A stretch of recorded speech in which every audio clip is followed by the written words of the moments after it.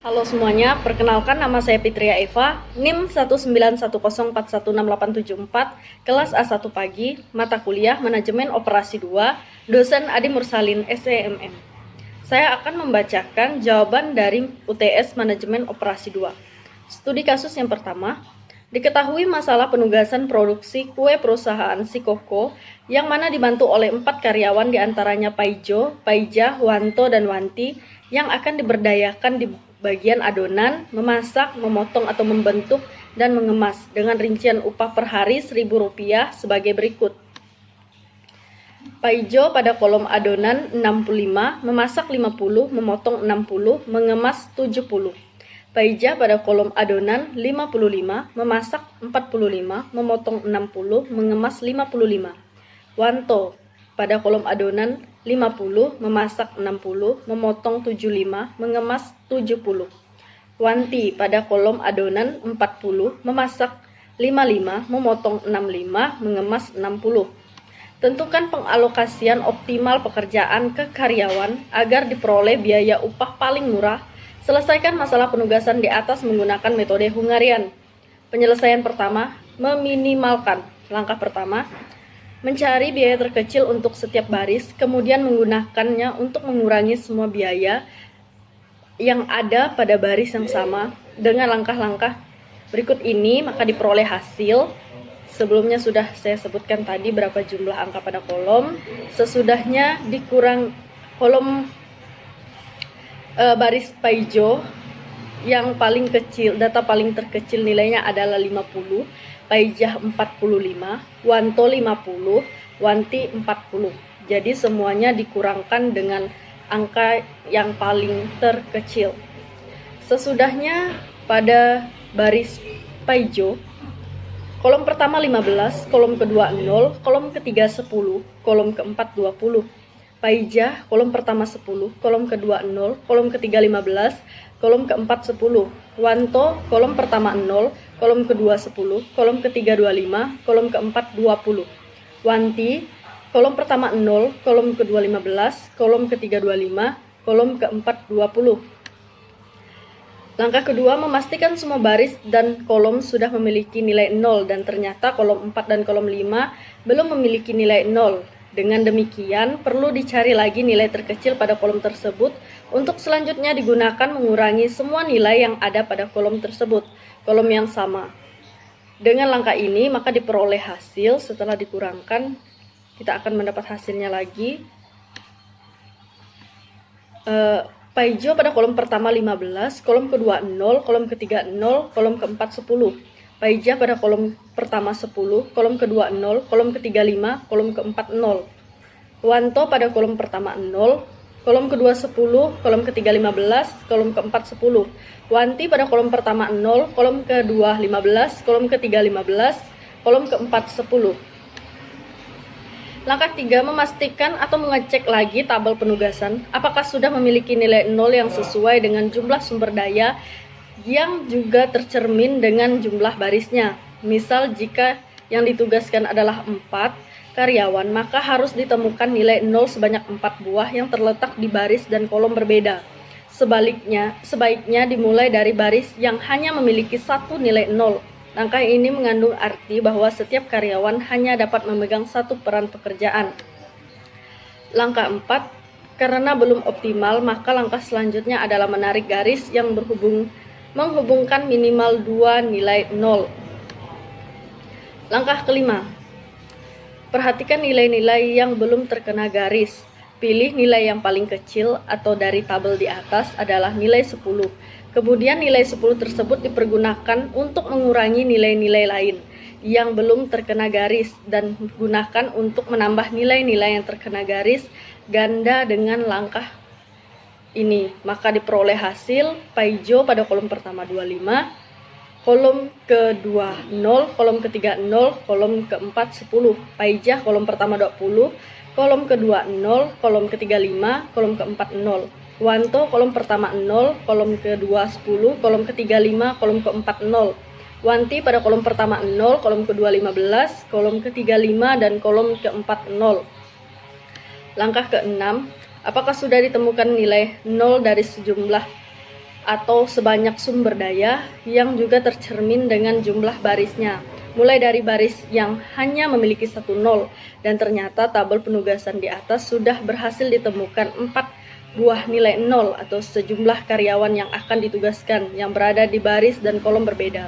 Artinya tabel penugasan di atas sudah optimal.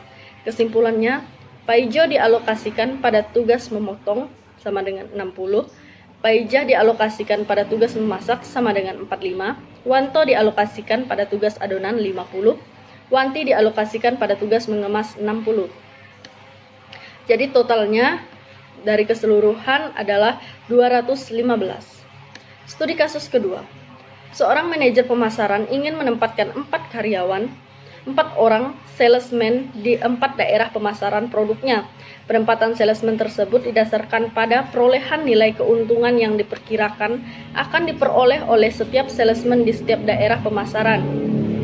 Berdasarkan presentasi kerja mereka saat ini dan pengenalan terhadap masing-masing daerah pemasaran tersebut, bila data peroleh keuntungan dari setiap salesman di setiap daerah pemasaran seperti yang terjadi pada tabel 1, tentukan penugasan salesman yang harus dibuat oleh sang manajer agar keuntungan yang diperoleh maksimal. Tabelnya, lokasi 1, salesman 1 itu ada 1000, lokasi 2, salesman 1 9.000, lokasi 3 1.100, lokasi 4 900. Salesman 2, lokasi 1 1.100, lokasi 2 1.000, lokasi 3 950, lokasi 4 950. Salesman 3, lokasi 1 1.050, lokasi 2 950, lokasi 3 900, lokasi 4 1.050. Salesman 4, lokasi 1 1.150, lokasi 2 1.000, lokasi 3 950, lokasi 4 1.000. Jawaban, penyelesaian. Tujuan yang ingin dicapai dalam penugasan salesman di atas adalah diperolehnya keuntungan yang maksimal sehingga masalah ini tergolong dalam masalah maksimasi. Langkah pertama untuk menyelesaikan masalah ini dengan menggunakan metode Hungarian adalah menentukan nilai terbesar dari setiap baris hasil sebagai berikut. Baris 1 1.100, baris 2 1.100, baris 3 1.050, baris 4 1.150. Hal ini berarti bahwa nilai-nilai keuntungan pada baris 1 dikurangkan dari 1.100, baris 2 dikurangkan dari 1.100, baris 3 dikurangkan 1.050, dan baris 4 dikurangkan dari 1.150. Hasil perhitungan langkah pertama ini dapat dilihat. Salesman 1 lokasi 1 100, lokasi 2 200, lokasi 3 0, lokasi 4 200. Salesman 2, lokasi 1 0, lokasi 2 100, lokasi 3 150, lokasi 4 0. Salesman 4, lokasi 1 0, lokasi 2 150, lokasi 3 200, lokasi 4 150. Selanjutnya, apakah setiap kolom telah mempunyai nilai 0? Ternyata pada tabel 2 terlihat bahwa kolom 2 belum mempunyai nilai 0, sehingga perlu ditentukan nilai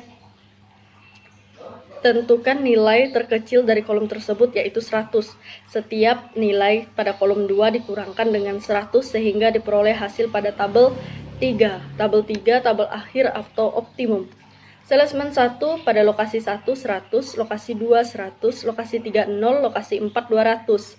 Salesman 2, lokasi 1 0, lokasi 2 0, lokasi 3 150, lokasi 4 150. Salesman 3, lokasi 1 0, lokasi 2 0, lokasi 3 150, lokasi 4 0. Salesman 4, lokasi 1 0, lokasi 2 50, lokasi 3 200, lokasi 4 150. Sekarang dilihat apakah ada 4 nilai 0 pada tabel 3, di mana keempat-empatnya berada pada baris dan kolom yang berbeda.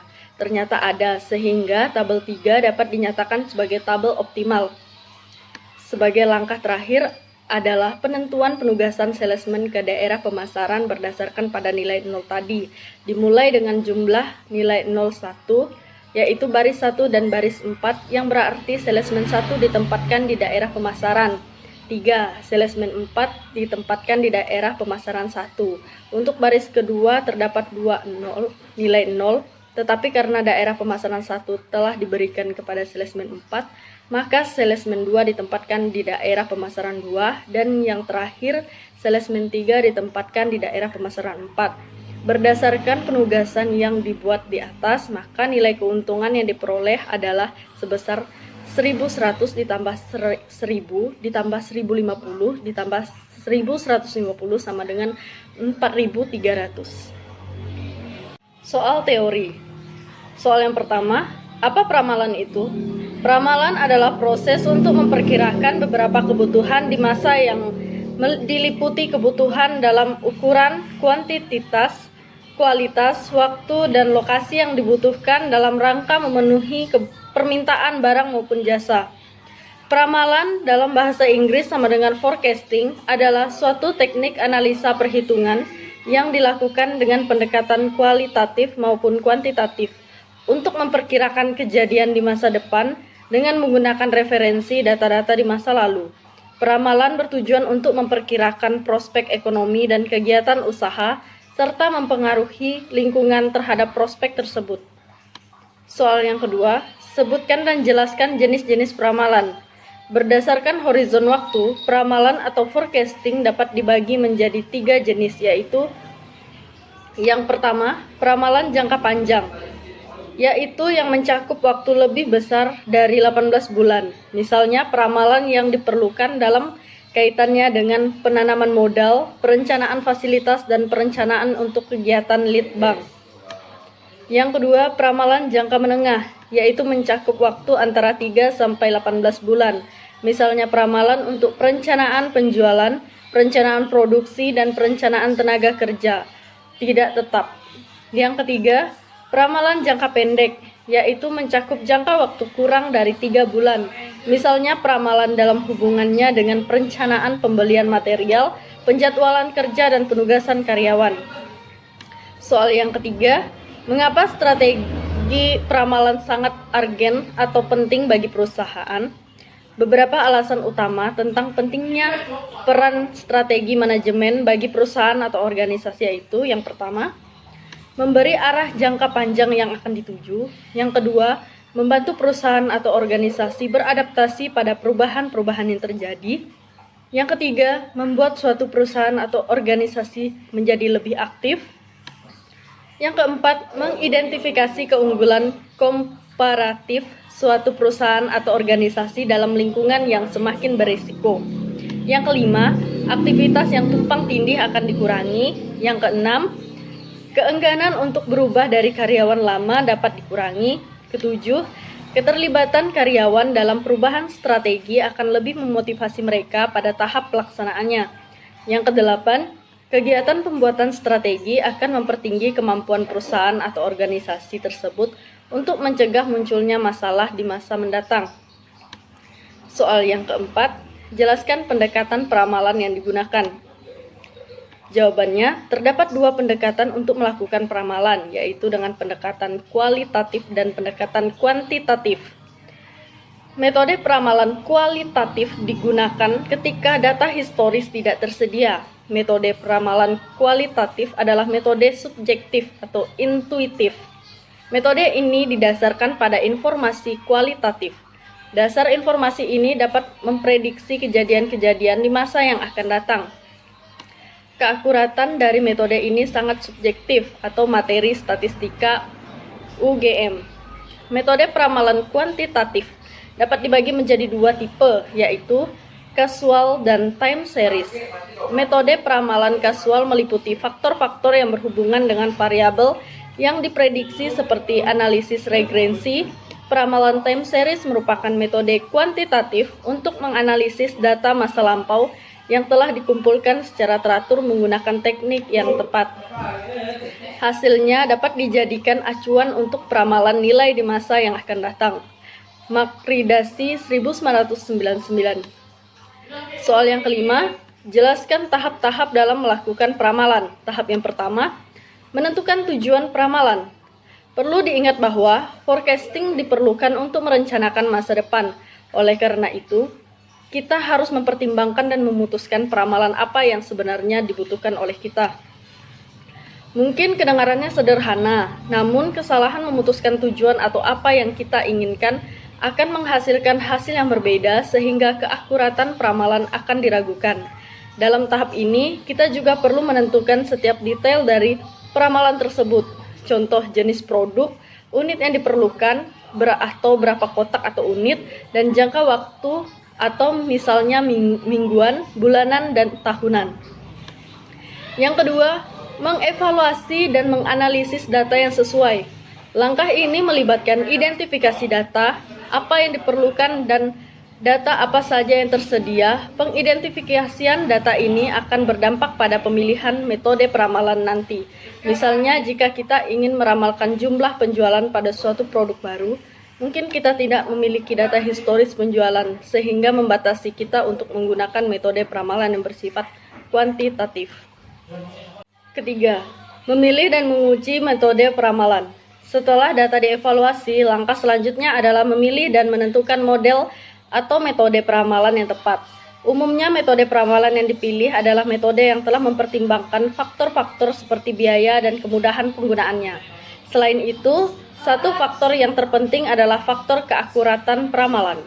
Cara yang paling umum adalah dengan mencari 2 atau 3 metode yang terbaik, kemudian mengujinya pada data historis untuk melihat metode atau model forecasting mana yang paling akurat. Yang keempat, menghasilkan peramalan. Setelah menentukan metode atau model forecast atau peramalan mana yang akan kita gunakan, selanjutnya adalah menghasilkan ramalan yang kita butuhkan. Yang kelima, memantau keakurasian peramalan. Forecasting atau peramalan merupakan proses yang berkelanjutan. Setelah membuat ramalan, kita harus mencatat apa yang sebenarnya terjadi atau aktual, dan kemudian menggunakan informasi tersebut untuk memantau keakurasian peramalan kita. Perlu diketahui bahwa metode peramalan yang terbaik pada masa lalu belum tentu bisa memberikan hasil yang terbaik untuk masa depan. Oleh karena itu, kita harus bersiap-siap untuk merevisi metode peramalan kita seiring dengan perubahan data kita. Sekian jawaban dari UTS Manajemen Operasi 2. Saya ucapkan terima kasih.